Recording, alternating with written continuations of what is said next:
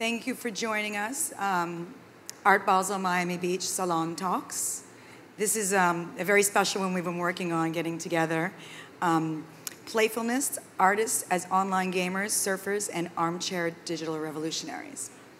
I'd like to introduce the moderator, Chrissie Iles from the Whitney Museum of American Art, and David Gryn, the curator of Art Basel's film sector and founder of Artprojx in London, the artist Tabor Robak from Brooklyn, and Rachel Rose, an artist from New York, because it's very different than Brooklyn, so we have different perspectives here today. All right, thank you. Thank you, Mary, and thank you, Art Basel, for having us here. It's a great place to have a discussion in the middle of all the art. Over there, we're talking about something very different but very related, and that's also come to be right at the center of everything. So the title of this panel is Playfulness, Artists as Online Gamers, Surfers, and Armchair Digital Revolutionaries. Which is a very provocative title, and maybe we can talk a little bit more about that. The change in the perception of reality that these artists, and that's currently going on in the art world, and in our relationship between truth and fiction, has always played out visually.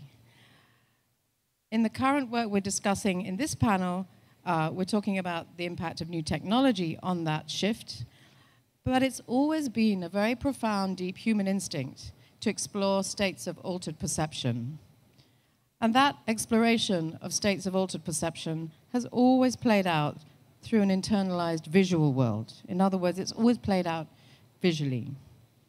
And in the beginning, you could say this experience might have been triggered by psychotropic drugs, and I'm talking about thousands of years ago. And then more recently, over the last 1,000 years, and 500 years in particular, the mirror, light, darkness, and optical instruments became the primary tools for going into those states and thinking about a shift in visual perception. And until the invention of the camera, that was pretty much how it was. But with the invention of the still and moving camera, the moving image has become the primary vehicle for exploring those changing relationships to reality through these kind of the prosthetic extensions of the body, if you like. So the body is also always at the center of everything.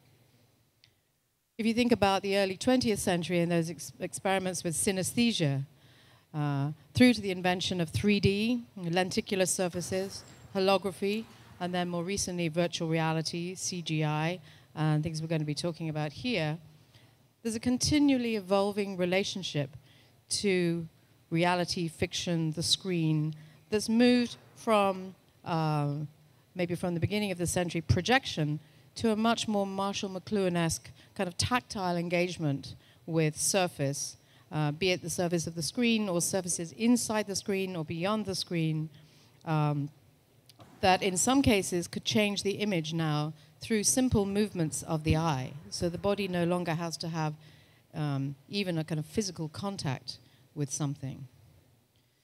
Now, video games have occupied a really important role in this shift. They've become the predominant way in which certainly teenagers engage with narrative, fiction, and the moving image. Very haptic experiences with those things and with the screen and the idea of interactivity. So what impact is all of this having on art? And I find it very interesting that David is including Tabor and Rachel's work in this panel, and that the film program that David has put together is called a film program, but it encompasses so many different kinds of moving image that have nothing to do with film and also everything to do with film. So what I'm going to do as moderator of the panel is ask Rachel and Tabor to talk about their work, maybe in relation to some of these ideas, and then also ask David about his vision for the film program and how he sees this work in relation to that. So maybe we'll start with you, Rachel Rose, and we'll see some clips from Rachel's recent work, very short clips, and then maybe talk about some of the issues that arise from that.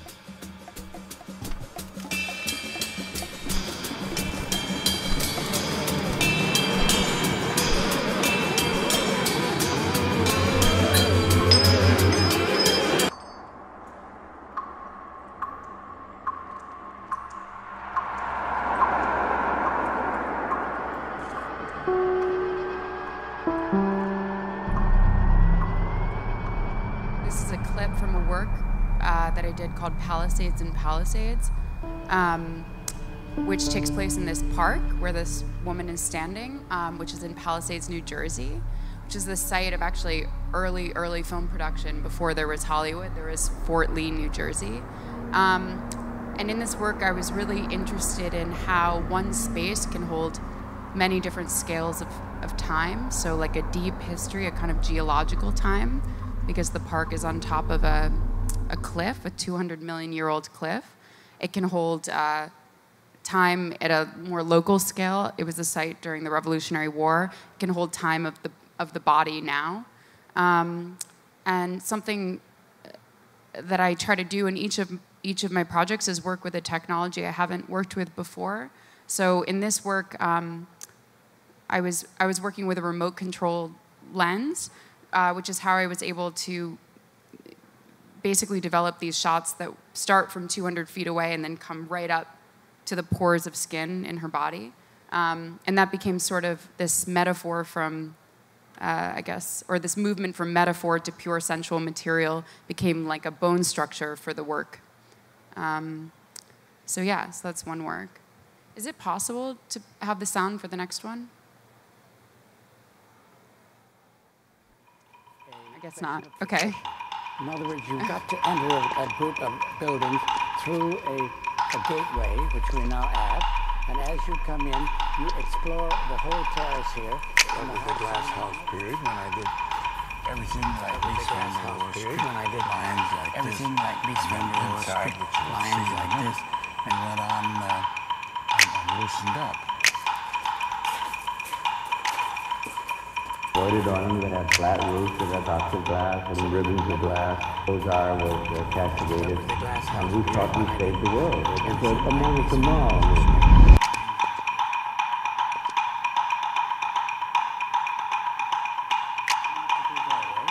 You enter into what I call the entrance vestibule. Then you want to go, you step a few steps, imaginary wall, and as you turn, the world changes because your point of vision goes round and round. It's much like a dog sniffing his way into a room, always goes around the outside and settles around and around and curls at last in somewhat of the middle or somewhere near the middle of the room and curls up and goes to sleep. So this is a work that I shot at the Glass House. And with this, I was really interested in looking at the relationship between collage and natural catastrophe. So I was thinking about how to look at natural catastrophe not from a moral or political perspective, but actually from one that's really rooted in the history of filmmaking. So, I mean, this is just one excerpt, but eventually the house gets disintegrated in a hailstorm. But Philip Johnson has been rotoscoped. I rotoscoped him back into the house. So anyway, these are just examples of how I'm thinking about that relationship. Thank you, Rachel. Now we move on to Tabor. Hi. Tabor Robak. Hi. So Tabor, maybe we could look at your work, and then we can talk about it after we've moved on to David. Yeah, I think we have a clip ready to play from the internet.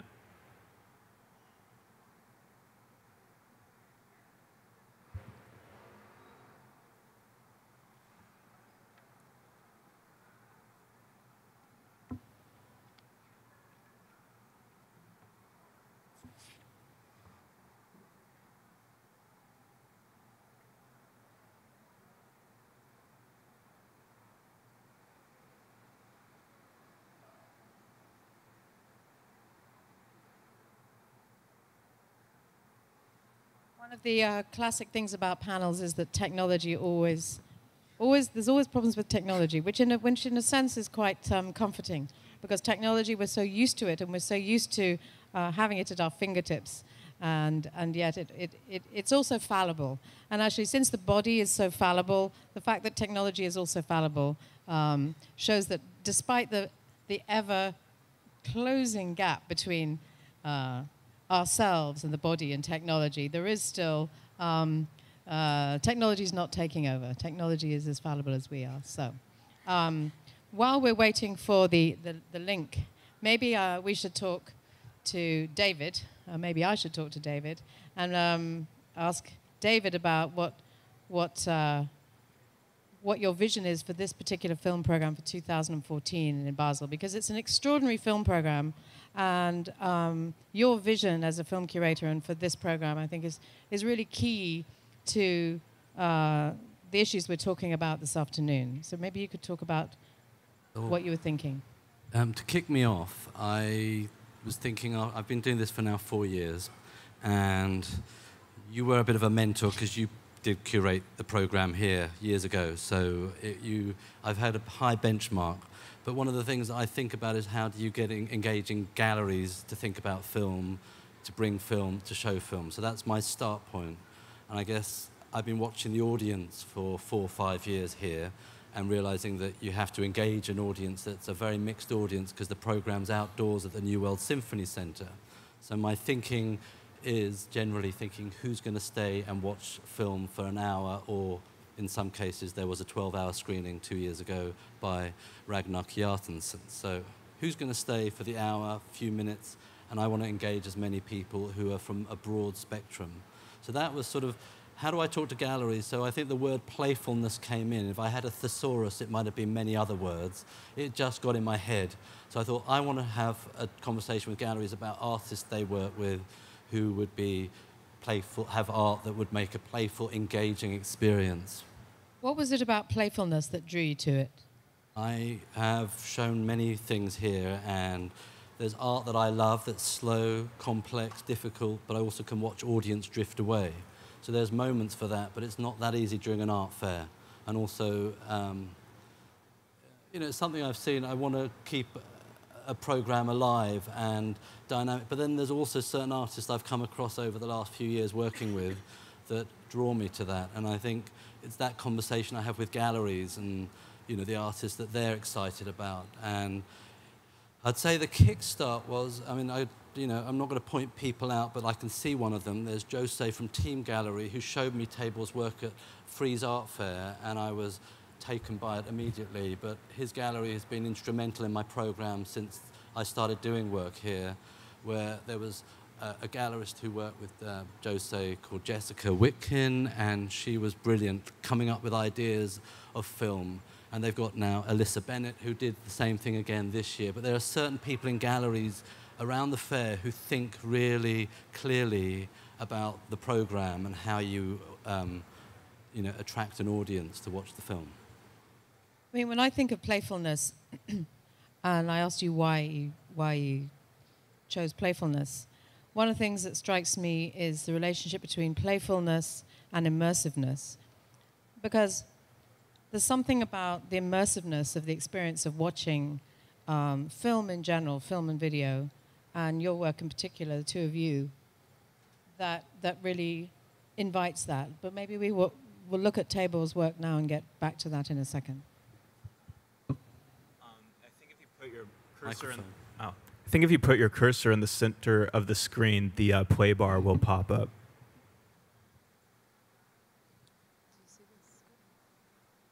Oh, yeah. There you go. And then, yeah, you could just hit the, well, now we've gone away from the video. That's all right. I'll just describe my work. In my work, there's nothing really like photographic about it. I'm not using imagery pulled from real life. It's easier to imagine that it's like a video game, or it's a fully 3D rendered movie, like a kid's movie, or, you know, maybe one of these movies like The New Lord of the Rings, where it's just like all CG. My work really exists in this sort of like fantasy 3D virtual world. But despite that, despite how it is about this like really fantastic surface that doesn't exist in the real world, my work is about like very, the most like human qualities of myself, you know. It's about my body and my mind and my emotions especially. So emotion is a big part of my work. And for example, in this piece that's on screen at the moment, this is a 14-channel piece that was, you know, it's about the size of this wall. It's about 14 feet by 14 feet. And in this piece, I was trying to map out the cycle of my emotions in a year. I was trying to illustrate this process of being aware of your emotions and trying to, you know, like change them for the better. Because I have this like cycle of ups and downs that are very tied to my process of creation. And so I realized this through creating imagery pulled from video games and 3D movies, and also just my imagination that somehow reflects this. For example, the previous screenshot was an image of a pachinko machine in spring, and this was trying to describe the sort of manic, happy, creative moment that I have every year as we pull out of winter. And for me, my work is also very much about this long, drawn-out process. I enjoy, you know, realizing every detail very carefully, which is something that technology really allows, and is also just an expression of a part of my personality. Like I want to control everything as a way of, I don't know, putting forth a perfect vision of myself in a way almost. Of course, that's not possible, and I'm aware of that. Thank you. So, in terms of what I was saying about immersiveness and playfulness, and the idea of that border between reality and fiction, and how that border is articulated through a surface, which is not necessarily the screen surface. But in both your work, it seems like the surface is very important as a kind of permeable membrane through which we can move that changes our experience of both space within the image, figure ground, if you like, very old painterly kind of issues, and also the space of the body. Because when in a traditional film viewing situation, we are, like you are, the audience, we're in darkness, and then there's something light on the screen that you're looking at frontally. And it seems like both of you are breaking down that a little bit, because even though there is an experience of us watching something in a similar kind of way, you're both bringing in the body, whether it's the emotion, the mapping of the emotions, which are held and contained within the body, and the visualization of that. It's almost like the 14 screens are almost like the body on a certain level, and as well as a map of the emotions over a period of time. And then in your case, Rachel, when the camera goes right in, when you're using this particular lens, it's very forensic. It changes our relationship to maybe our own body by looking at the way in which you ask us to enter. And I think in both your work also, there's a sense that we're not really, particularly in your second piece, Rachel, you're not really looking at what you're looking at from the point of view of a camera having filmed it or recorded it. And that, to me, is also a huge shift that's occurring in general and in your work in particular, that one doesn't feel that there's a camera there. One feels like there is something else, because the camera is an extension of the body. So if the camera disappears, where is the body? And I wonder if both of you could maybe respond to that a little bit. Can I just add, because there's something about Rachel's work there, you saw the V-neck and the sweater, and it was a moment I realized how wonderful her work was when I was looking at that, and I was completely entranced by a part of material, a V-neck sweater and the flesh. There was nothing salacious about it, but it was completely enchanting and engrossing, and it's just a shot, and rarely do I see that in artists' moving image. And I knew it was completely about the human and the body, and I think we spoke about that briefly on the phone, and it just, you know, I don't even know, you know, I thought it was kind of weird for me to kind of find that shot so entrancing, but it did everything, you know, for me. So maybe I'll respond to Chrissie, maybe what you're saying about the camera and this loss of the body. And also, Tabor, the way that you were talking about transferring your emotions into in this kind of surface that you're able to develop. And I think I feel similarly.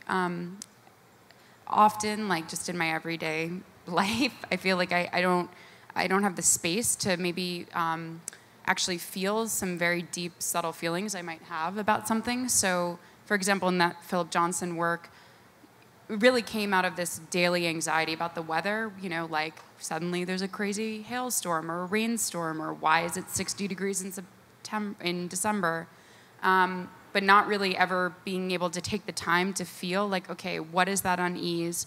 Where is that coming from? And how is that related to a deeper scale of time and place and maybe narrative beyond just my kind of subtle everyday unease that I would just stick back and walk wherever I was going or such. So for me, working in video or film, they're like containers for parsing out and giving space to these like rather subtle feelings, which it seems like it was cool to hear that you feel this too. So in that way, I think also like the tempo and the methodology for editing becomes its own little body that holds then that own little subtle feeling. And that's how I think about maybe what you're responding to about the absence of the camera or the absence of like a centralized body. It's almost like this cryogenically, or I don't know, this robotic recreation of a body in general, you know, to hold this. Yeah. Speaking about like the surface and the body, for me, an element where that comes in when I'm viewing artwork is in the material of it. For example, in a painting, we can see the brushstrokes, and you immediately understand how the body's involved. And in digital work, it's a little bit less clear because we have these like little pixels, and you get really close, and the image just like breaks apart. And I think we can look at that and say that there's even like an emotional quality to that does describe something about the work and the time it's made. Looking for a way to bring the brush strokes or the mark of the hand back into the work. One way I do this is through like very intricate little elements that look like they're being hand moved. Another way is to set up 3D simulations where I've programmed a camera that I control in real time like you would a video game. So the camera control actually has recorded my body. And this is maybe found in another way in my work. In my images, there's frequently this like very deep 3D space, and then this shallow layer of data that lays on top. It's this non-diegetic element of the picture that reminds me of like the crosshair on a first-person shooter game or the health bar. This is information that's not for the painting, but it's for the viewer. It's pointing at the viewer, and maybe it doesn't remind you of the body, but more of the disembodied mind that's there when you're viewing something cinematically.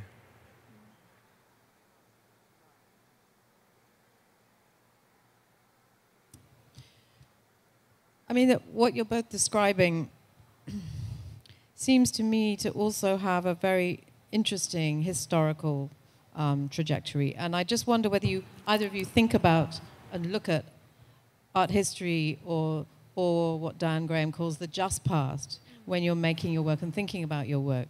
Because I think one of the very striking things to me about this generation of younger artists is there's quite a big break with the past, which was very necessary to make, and which I'm very excited is happening. And at the same time, there's always this linear trajectory of art history that occurs even as people are breaking it. And how that linear trajectory of art history collides with the experience of being able to go back and forth across history every time we Google an image.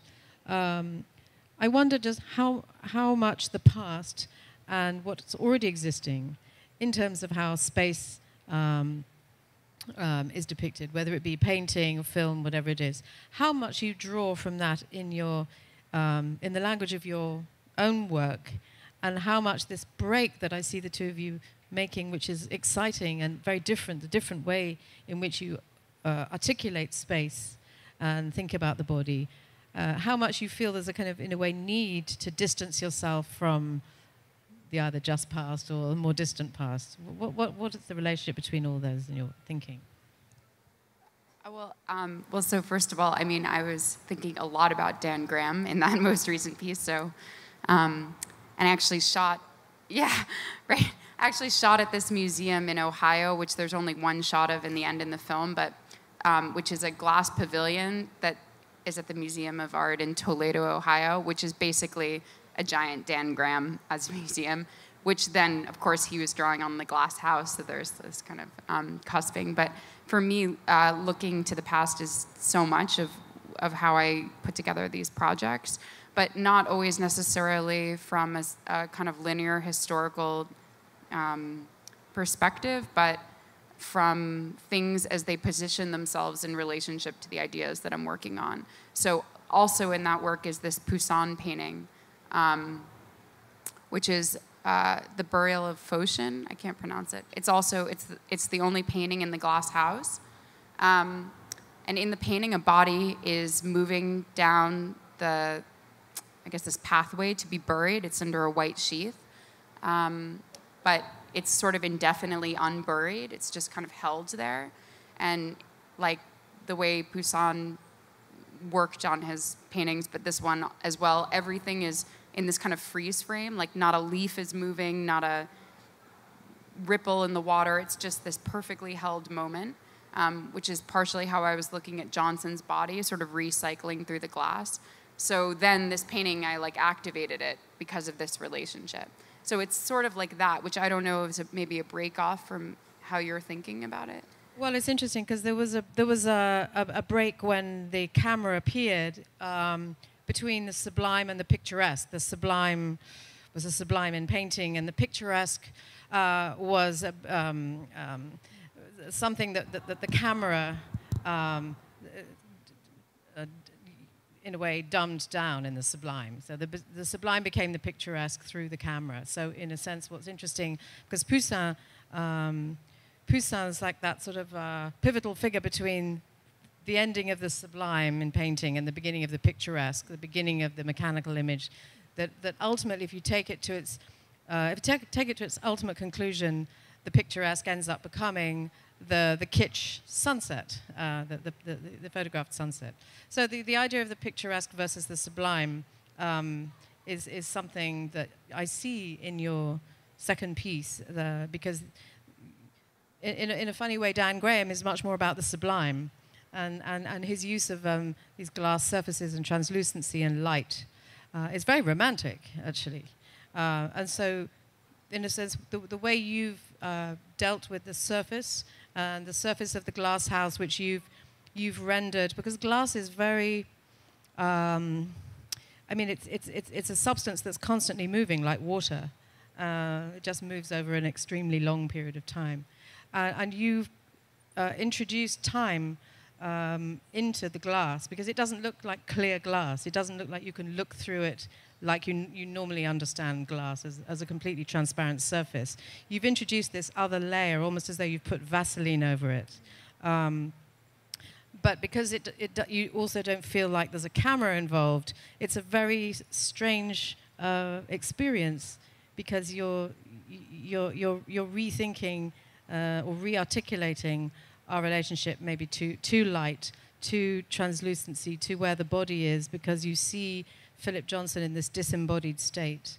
So the sense of moving through almost physical walls, which is what that modernist glass architecture was so much about, was about breaking out of the sense of a material container, which I see as happening very much now in the world in general, and with art in particular, and with your work in particular, is this sense of being able to move through physical surfaces and almost out the other side. Yeah, for me, looking to the past is somewhat important. I find just a lot of pleasure in looking in general. And so I really love to look at everything. And for me, looking to our work in the past is important in order to know where my work sits when I'm trying to decide what it looks like. It's also especially important to me because one of the most important things to me about an artwork is the way it feels and its tone. And in my work, I'm trying to create a tone that's very complex, at least something that's complex for me. And you know, and just in every artwork and looking at it, you have this immediate intuitive reaction of how it makes you feel and how this is sitting on the wall and how I'm relating to it. And so for me, this is a very diffuse and abstract process when I'm creating a work. But it, you know, it's something that's trained only by looking at a lot of stuff. What do both of you think of the now old term post-internet?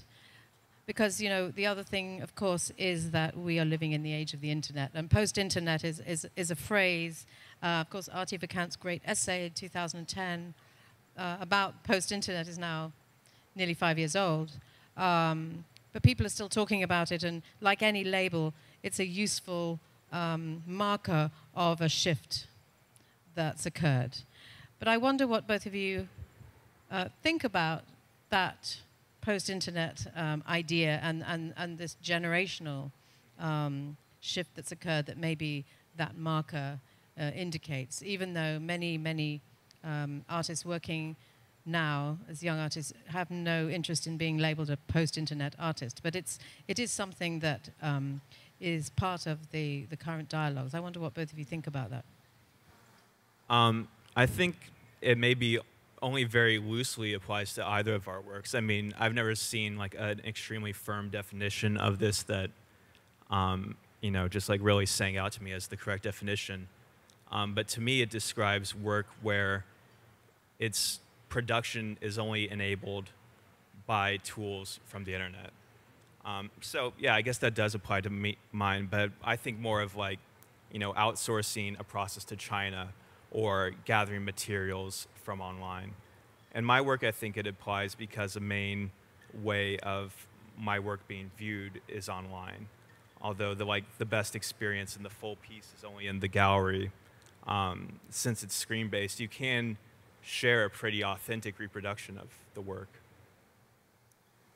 I mean, I guess are we thinking about how the internet has affected our work or how we think about the term post-internet? Because I don't, okay, so I actually don't think so much about the term post-internet. So in terms of like the effect of the internet on my work, I'm quite aware of that.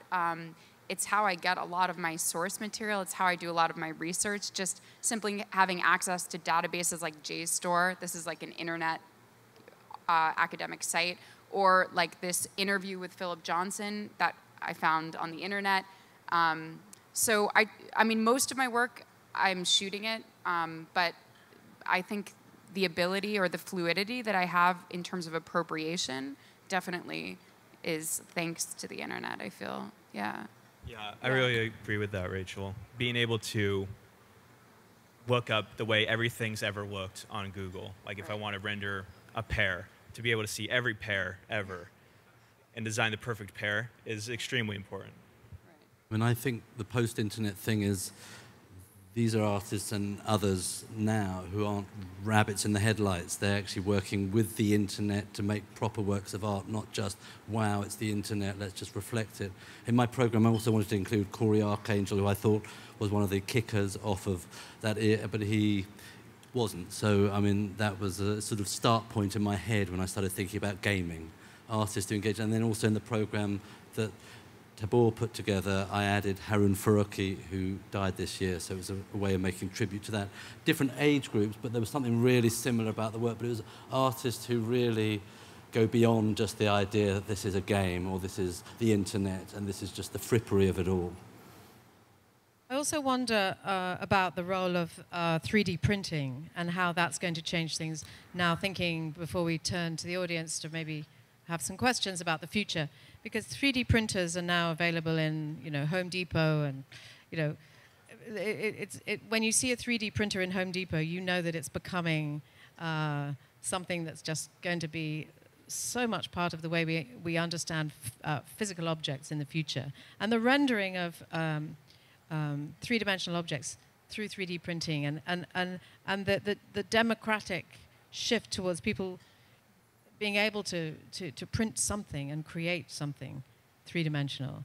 I wonder if both of you could maybe comment on what you think about maybe the implications of a shift that's occurring not only in the internet, within the screen, within, you know, the 3D rendering and all the technological processes that you've talked about, but how three-dimensional objects, which is a kind of extension of what we've been talking about, an extension of how you work and how so many artists work with the screen into three-dimensional space. I mean, do you think that's going to change the way you and or others are thinking about the two-dimensional and the screen and what's inside the screen? Yeah, I think it's another interesting milestone almost in this of the virtual world entering the real world in a very real way. You know, like a smartphone is a huge step towards that, and just like feeling that your social life online is a real thing, or you know, emailing and texting are like have a real impact in your life. I think the 3D printing is just another step in that. And I think that eventually something really amazing will be made in 3D printing. I think about it maybe just going back to this emotions, like containers, you know, the way we contain emotion. The first thing I was thinking about is like being here and how Uber is so present in Miami right now. And this sense of privatizing everything getting taken in and then shaped privately. So like Airbnb, Uber, 3D printing, maybe aspects of the internet are like this as well. Us shaping or making our own subjectivity like as quickly as possible and privately. And maybe 3D printing is an extension of the internet in that capacity. Maybe that's how I would think about it. But yeah, like, oh, I don't have to exchange with Dasani. I can make my special perfect bottle just as I want it, or this kind of thing. Yeah. Yeah, and there is something, I don't know, speaks differently to us, I think, when it's like that. And yet it's interesting that in the end we also need the physical space of the museum or the art fair to see things. And I think it's that parallel existence of a virtual space and a real space, of virtual reality or virtual things and real objects, privacy and public, and how the shifts between those are occurring. That's maybe also important.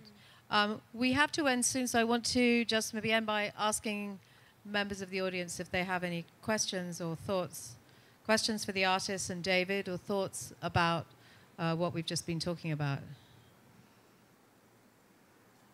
Does anybody have Let me bring you any a questions? Speak right into the very top. Hi, I'm Michael Pernay-Isbell. I just left after 3 years as a manager for emerging technology at Condé Nast. One of the most famous sequence of shots in film, I believe it's Eisenstein, is the shot of a totally static face and the viewer adds the emotion, right? So talking about a container for emotion, I'm not clear on whose emotions you're talking about. Are you talking about the artists? Are you talking about the viewers? Oh, this is for me. Yes. Oh, well, when I'm making a work, it's pretty personal, so I'm talking about mine, and perhaps they're shared, or maybe not. But I approach the work from my own perspective. Yeah. So you think the visual in the film is an efficient transmitter of your emotions directly to the viewer? I think about the work maybe as a whole, so kind of a set of interactions or energies working together. So maybe it's not just one, sequence, but the progression and the shifts in tempo throughout. So towards the end, maybe it forms something that resembles an emotion, but is also more complex than just, you know, this is a work about my unease or something. So, yeah. so there's an interpretive space going on there as well. Yeah, absolutely, yeah. Did you have a question over here?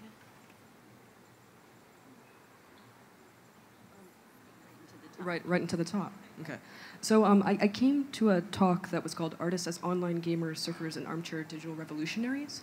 And there was very little talk of gaming, surfing, or I guess digital revolution could be, you know, hypothetically your work. But I guess I have two questions. Also, you started the introduction talking about video games as sort of like the maybe collective cultural like base of this generation, but neither of you spoke about it. And so I'm not here to make a pitch for video games as art. I don't really want to have that conversation. But to what extent do you think video gaming and actually the act of surfing the internet informs your art or informs the perception of your art, perhaps? Well, video games are probably my primary influence in my work. And I think they're especially interesting because the gamer has this really long, drawn-out experience, sometimes maybe 70 hours, and it may be social in a multiplayer game, but frequently it's single player. And for me, at least, this creates a really long period of reflection, because the game really doesn't take your full mental capacity. For me, it's really a time to think, and the game itself really has a certain way of pulling out different emotions. At certain times I want to play a shooter that's like really fast-paced, and at other times I want to play a puzzle game. But just like we were saying earlier, like in the surface of a work, there's emotion, be it from the creator or from the person looking at it. I think in every different game and in every little object in the game, there's just something to be felt there, something to be analyzed. Just there's a world to explore there that's not the world you're exploring with your thumbs. But I created the title, but I created the title thinking about the audience as well. I wasn't just thinking about the artist. I was thinking about an audience who might react to this work because they're from a generation that's a natural language. So I think they've actually spoken about all the things you've asked the question about, but maybe not in the way you were hoping they would answer. But I think you know, we could talk about artists as gamers. I know many that gaming is part of their life now, but I see people every day on the underground playing games, and they look like very normal middle-aged people. So I wanted to think about what an audience would react to, and then so that was the start point of how I thought about the artist I was picking. It wasn't going to be like a prescriptive. And in the end, most people are playing with something every day, and then it's informing how they might make art. Especially if it's digital art, it's got a relationship. You can't deny that now. So we're not talking about just a young generation, you know, artists in mid-career. It's a natural language for us all, but it's just some have been brought up with it. No, it's okay. Okay. No.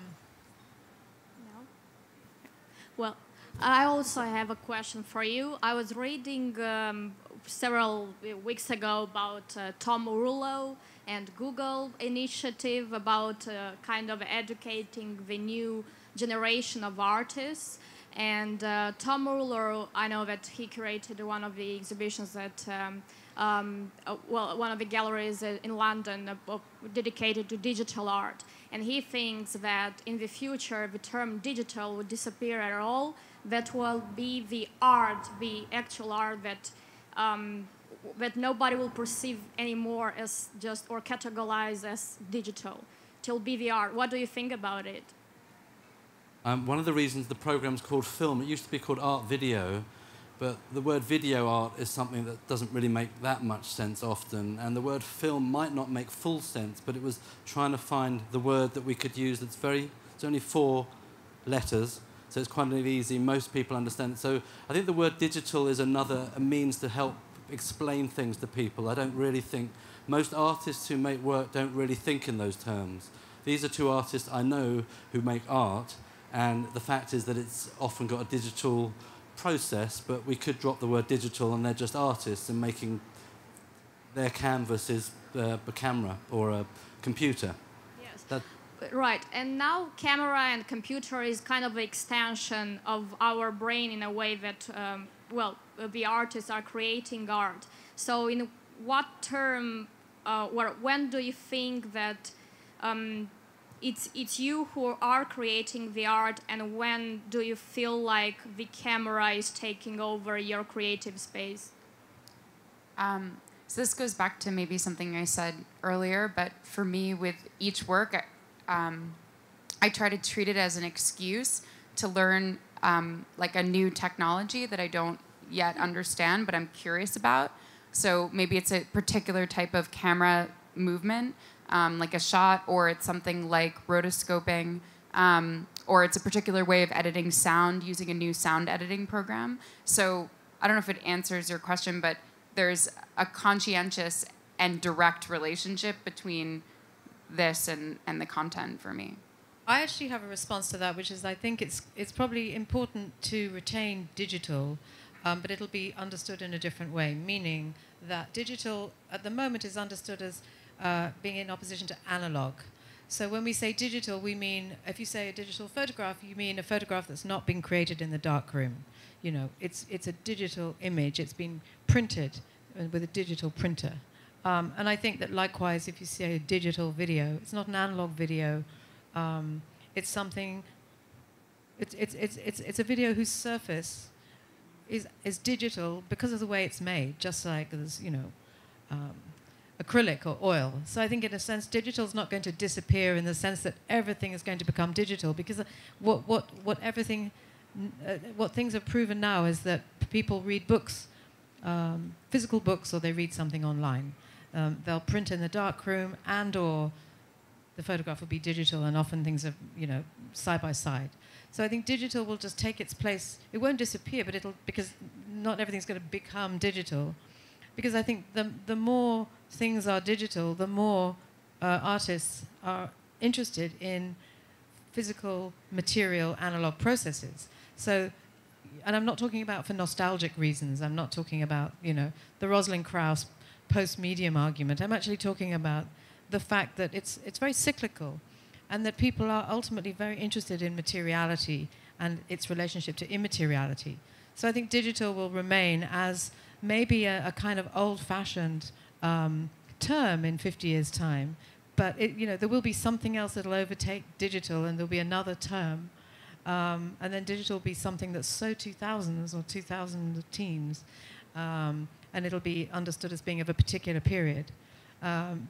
But it may, or maybe it'll be like sculpture, where sculpture comes to mean almost anything until it becomes an installation. So maybe it'll be some very, very broad term that'll be used to cover a large number of things that are not analog and that are not whatever will come in the future. I think we have time for maybe one last question.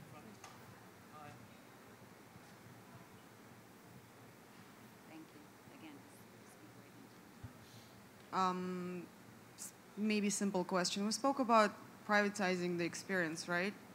And you also spoke about availability of all the information out there.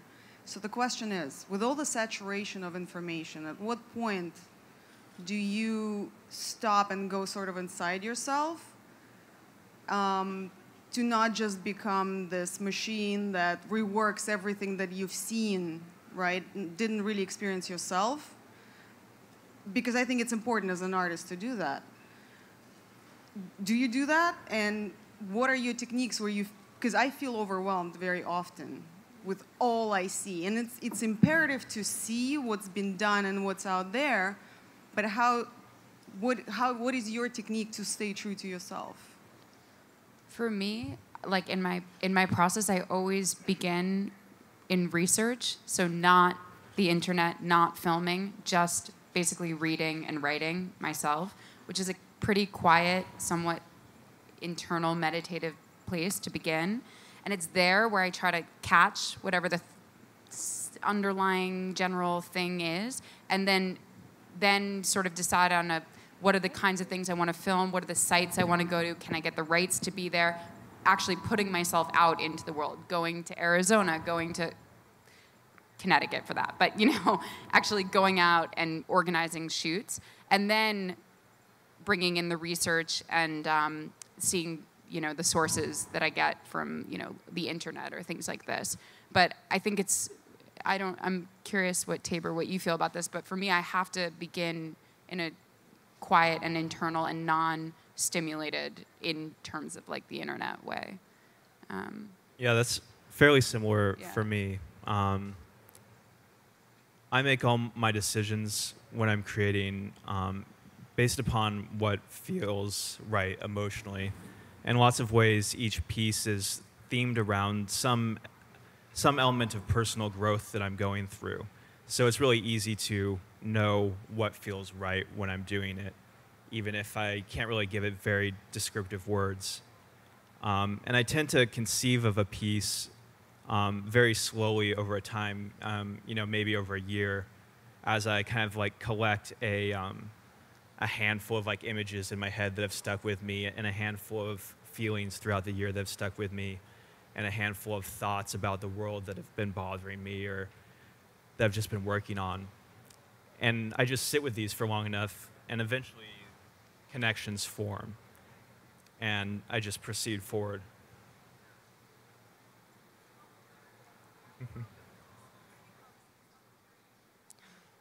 Yes, the speaker just said the two of you complement each other very well, because you talk about things there's a synergy, and yet your work is very different. Thank you to everybody in the audience who asked questions, really great questions. And most of all, thank you to Rachel, to Tabor, to David. It's been a really exciting discussion for me, and thank you everybody for coming.